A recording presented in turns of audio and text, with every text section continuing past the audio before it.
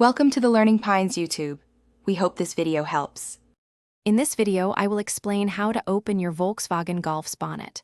First, ensure your vehicle is parked safely on a level surface with the engine off.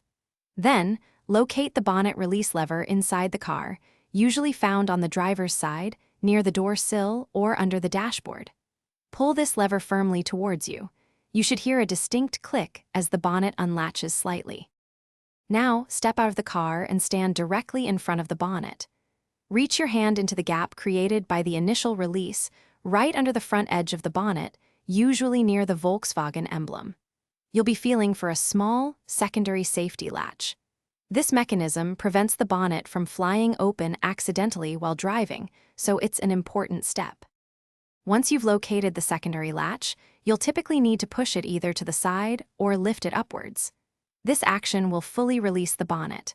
With the latch disengaged, gently lift the bonnet all the way up. Look for the metal support rod, usually clipped to the underside of the bonnet or near the engine bay. Swing this rod into the designated hole to securely hold the bonnet open.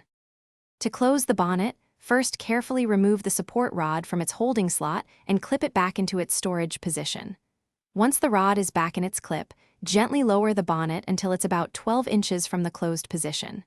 Then, let it drop to engage the main latch. Give it a firm push down in the center to ensure it's fully secured. Always double-check that the bonnet is completely closed before driving. And hey, if you're looking for ways to manage your finances better, check the description for a link to a fantastic book and other helpful deals. Thanks for watching. Consider subscribing if we helped you.